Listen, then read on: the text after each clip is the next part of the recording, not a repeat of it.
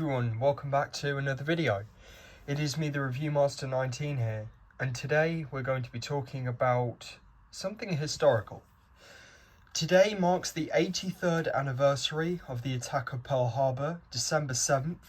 The year was 1941, and Japan invaded China. So the US decided to cut their fuel and shipping and embargoes and stuff, and Japan got angry because of the embargo. So they decided to hamper their resources instead and decide to attack Pearl Harbor, the naval base, as it was full of supplies and battleships, and their main target were the carriers, but the carriers on the day were not there. They had actually departed a few days prior to the attack, or a few days before, to do a training exercise. And there's a story about Dauntlesses coming back from the carriers and seeing the attack, and some were shot down. So actually, for a few Pearl Harbor references here, we have an Osprey campaign, Pearl Harbor 1941. Got a nice 0 on the top there, and we have some Nakajima B5N2 Kates, the aircraft of the Imperial Japanese Navy that bombed and attacked Pearl Harbor with ease. This is a Nakajima B5N2 Kanko Kate. It was a 3-seater aircraft. It had a pilot, a gunner, and a radio operator. It was powered by one engine, I believe it was a Kinsei engine, and was armed with one machine guns, one in the rear and one in the front little nose nacelle. The wings could be hydraulically folded to fit on the carrier deck. It could carry a Type 91 or Type 97 torpedo with wooden fins, and the Japanese put their wooden fins on the torpedoes, so the torpedoes would be more buoyant when they actually attacked the harbour. They could also carry bombs. Basically, the Japanese got one of their massive armour-piercing rounds of a battleship, encased that in a casing, and you've got a battleship-killing weapon. So it was the first time that a bomb like that had been used. As you can see, very deadly. 40 of these aircraft took part in the Battle of Pearl Harbor. 40 of these were actually torpedo bombers, and half of the others were high-level bombers and level bombing as well. And one of the aces, well, not ace, I wouldn't call him an ace, but one of the most well-known people who led the attack was Mitsuo Fuchida, who commanded his aircraft, which I made the model here, and his code was AI, standing for Akagi 301. And different aircraft had different designations. So Mitsuo Fuchida mistakenly shot a flare-up. It's actually mentioned in the comic, if I find it, but he mistakenly shot a flare-up, and there was confusion, as you can see in the comic. So he fires a flare, and the pilots think they've been ordered to attack, so the attack actually happens a bit earlier. But yes. And after the attack, there were two waves. There was the first wave, which consisted of the torpedo bombs and the dive bombers, and the torpedo bombers' role was to attack the battleships harboured in Battleship Row, Ford Island, and then the dive bombers were to go after the naval stations at Kanoi, Wheeler, Hickam, and Bellows, and I think there are a few others, destroying aircraft and strafing hangars. And the torpedo bombers' roles were to attack the ships. Now, on the second wave, it was mostly dive bombers and high-level bombers with some torpedo bombers as well. They also had A6M2 Zeeks, or Zeros. And I'm pretty sure you all know the Zeros, but these took part for escorting the bombers. And also, some of them actually carried bombs. As you can see, it's a 1-seater fighter with one engine, retractable undercarriage, and the wings would fold up to fit on the carrier. But they carried a fuel tank to get them home and back. There were 6 Japanese carriers that attacked at Pearl Harbor. I think you know them. The one here is the main fleet carrier. We've got Akagi, Kaga, Zoikaku, Shokaku, Hiyu, Soyu, and I think that's it. Shoho did not take part. And all of those carriers took part in the Coral Sea, the Solomon Islands campaign, but the ones sunk at Midway were Kaga, Akagi, Hiyu, and Soyu. Yes, and Akagi was the main flagship. But yeah, these Zeros went and strafed the ships, they strafed the hangars, and at no point in the movie Pearl Harbor did the Japanese attack civilians. They didn't shoot civilians, and I actually found that an offence as well, and believe many other people did. But the Japanese planes, or the Japanese pilots, were in strict instructions to not attack civilian targets. For example, hospitals were never targeted. Okay, there may have been a bit of damage, but that was due to the bombings. The Japanese did not attack civilian targets. Okay, they strafed anything that moved, but killed some civilians, but they never actually bombed any civilian targets. They should have bombed the fuel tanks, but they didn't. We'll get to that in a minute. The second or third aircraft did the installation of the attack on Pearl Harbor was the Aichi D3A2 Val. Codename Val, codename Kate, and codenamed Zeke or Zek. So, the D3A was a dive bomber, and it had a crew of 2, your gunner and your pilot. By the way, the A6M0 had 2 machine guns in the nose and 2 cannons in the nose, or 2 machine guns in the wing. Different versions. Similar to the 109, but better. And the Val was a revolutionary dive bomber. And it had a machine gun in the rear for fending off enemy attacks. And it also had 2 machine guns in the wing as well. These could carry 3 bombs. 1 big bomb, 1 500-pounder. And like the Stuka, when they did the diving, there would be a cradle that would swing the bomb free, so they would attack like that, like the Stuka. But unlike the Stuka, the Val couldn't go a full 90-degree dive. The Val could only go halfway, and the wings would fold up on this one as well. But yeah, these were very deadly. Now, these were used in both the first waves and the second waves. So, let's talk about the actual attack. So, the carriers launched their aircraft, and the person who, as you can see in this picture, we can see the attack paths. So the red's the first attack, and the other's the second. And there was the main protagonist, Admiral Isoroku Yamamoto, who was actually killed later on in the war. And you've got Admiral Husband E. Kimmel, who actually said it would have been merciful had it killed me, because during the attack, a stray bullet, either Japanese or American, I don't really know, went straight through the window and knocked him on the floor, and he thought he was hit, and the bullet hadn't struck him. I believe the speed slowed it down. He said it had been merciful had it killed me, and he was resigned shortly after. Here we've got a picture of the USS Nevada being attacked by dive bombers. And the Nevada was one of the ships that actually made it out of the harbour before it could be destroyed. Here we've got a picture of Zeros warming up their engines prior to takeoff. And we have some pretty cool pictures. But it wasn't just the airfields that were hit, it was all sorts of things that were hit. Because the Japanese, they actually constructed a mini replica of Pearl Harbor. And here's a picture on December 7th. You can see Ford Island, you can see the naval base, I believe this is Hickam. Yep, or Ford Island, sorry. And this contained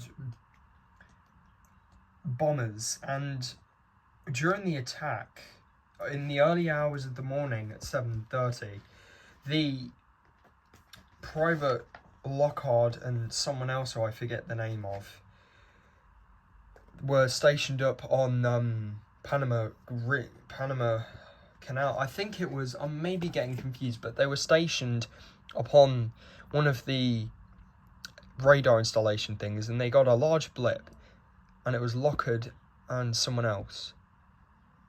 And they said, we've got a large blip, can you identify? And they said, oh, it's probably the B-17s coming from the mainland, don't worry about it, because they would play music, and that's how the Japanese actually honed in on the signal. So they knew where the attack could take place. But yes, that was a pivotal mistake. It wasn't the B-17s, it was a massive fleet of enemy bombers.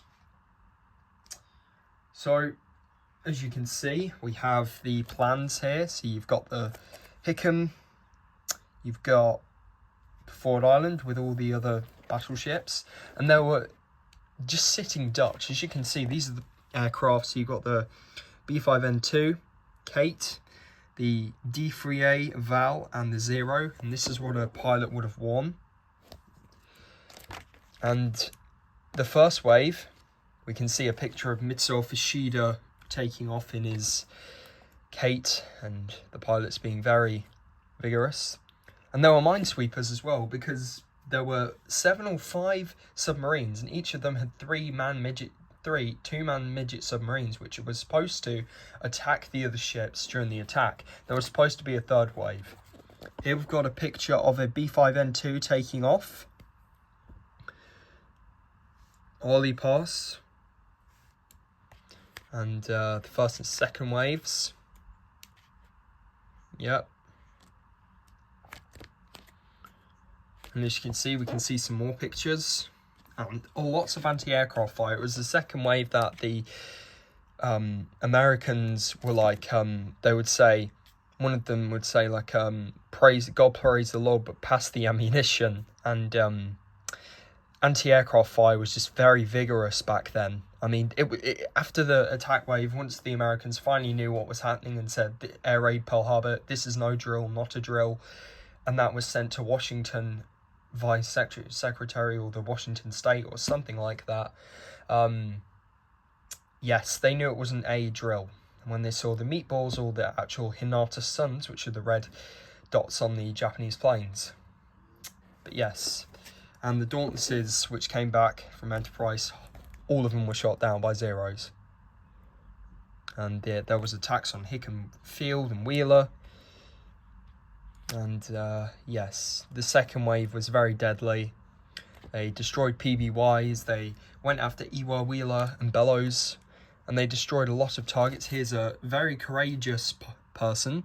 This is Chief Ordnanceman John William Finn, and he was in charge of the squadron's machine guns at Kanoe Naval Air Base, and even though he was in great danger, he set up a 30 cal and a 50 cal and was exposed, and he basically started firing at the Japanese aircraft, and he was hit several times by bomb shrapnel, and he inflicted a heavy toll. And a pilot called Lieutenant Leader was a zero pilot, and he was hit, and he crashed on a hillside near the naval housing. And yes, as you can see, he's firing away there. You can tell he's been hit, but he's not giving up. He's attacking the Japanese invaders, and we can see the PBY strafed and some of the aircraft, yes. But there was also someone called, I always forget his name, Cuba Gooding Jr. plays him. What's his name? I'm sure I'll find out in a minute, but he's very important. It was a cook. And this is a scary picture of a Japanese Val dive bomber and the massive explosion of the US destroyer Shaw, which went off, and Oklahoma capsized, and then there's the second attack, and the attack was just devastating. And here we have the Nevada trying to escape, even though she took multiple bomb hits. As you can see, the route path, she still escaped. And then we have some of the other pictures as well. And then here's a book about the plans for the Japanese attack. So this is after. So this is how they would plan it. This is the map used to brief Emperor Hirohito on December 27th, 1941, after the attack. Say, oh, it's been a complete success, but there's a saying where Admiral Ishiroki Yamamoto was like, "Oh, I've feared all we have done is awoken a sleeping giant and filled him with a terrible resolve." And he did. He awoke America, and America joined World War II shortly after, because World War II started in the 1930s, and 1939 it actually happened, when Hitler invaded Poland, and France declared war on Germany, and so did we, with Neville Chamberlain. Peace in our time, he said, but no. So there's the USS Enterprise and the midget subs, and this was way before the attack happened, and as you can see, the planes took off, but as you can see, at 6:30 a.m, the supply ship Antares spots a submarine, and the PBY drops a smoke marker on it. It fires and it dropped depth charges, and they actually destroyed it. Joseph Lockwood and George Elliott, Opana Ridge, there we go, Opana Ridge, yep, so they got a big blip. The personnel were at breakfast, and it was the actual Japanese attack, and they were told that there were B-17s. At 7:38 a.m, and Aichi Jake, I'm not entirely sure if that's true, sighted the fleet. Enemy air tanker, 9 battleships, 1 heavy cruiser, 6 light cruisers, and the Japanese modified their torpedoes with wooden fins to make them more buoyant, and then they just started attacking and wreaking hell, and the Americans were just absolutely baffled. They were not baffled, they were scared, because they didn't know what was happening. Then there are 2 aces of Pearl Harbor, 2 very good heroes called Welch and Taylor, and they attacked. Even though they were the hungover heroes of Pearl Harbor, they actually took off in 2 P-40s and took down a number of Japanese aircraft. And of course they were reprimanded, but they were actually celebrated as well.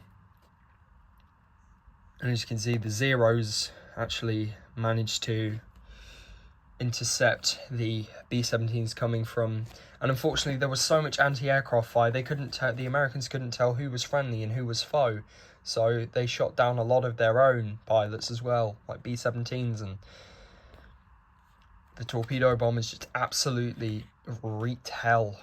And California was hit, and pilots were lost as well, and heavy bombers came over, and Mitsuo Fuchida apparently was the one who actually destroyed the Arizona by dropping a bomb right in the center magazine. It went and it broke in half. Massive explosion, broke in half, and sadly people were trapped inside. Mess attendant Doris Dory Miller, he was a boxing champion and he was a cook, but he wasn't really respected due to his colour, I believe, but he was more respected then on, as he, not even being trained on an anti-aircraft gun, he tried to help his captain, and his captain sadly passed, so vengeful. He wanted some vengeance on the Japanese, so he fired an anti-aircraft gun without any experience and shot down some aircraft. And then the midget submarine still attacked. And then there were fire engines, and they were destroyed by Zeros. And then the second wave, there was actually a band on the first wave on the Nevada, I think, I can't remember. And the band was playing, and as they raised the flag, the national anthem, the Japanese planes started their attack. And then there is the high-level bombers, and I think that is everything you need to know about the attack on Pearl Harbor, or just respect. Also, there was the women who saved the mess hall, field hospital, and they gave patients morphine and marked them with M, so they wouldn't be given a second dose. Mr. Fuchida got back to his carrier and said, we need to do a third wave. And then they thought, no, it's too, we've done the attack, let's head back. And that night, after the attack, during that day, the rest of the day, American planes actually went out to try and find the Japanese carriers and fleet, but they weren't. They were south, as shown in Midway. And then the Battle of Midway happened in 1942. But all you need to know is, I want to say a huge thank you, even though I'm British, I want to say a huge thank you to those who fought during World War II, even on both sides. Yes, both sides did horrible things, and even we did, but we all fought for our country, and we all did what we thought was best, and there were heroes. But the attack on Pearl Harbor will always be remembered as the day of infamy, but will always be remembered in my heart as the moment that woke America up during World War II and made us all stronger and unite. Well, I hope you enjoyed this very long video. This is a special video about the attack on Pearl Harbor. If I did get any facts wrong, please let me know in the comments below, and I shall see you in the next video. Thank you guys, take care, and Godspeed.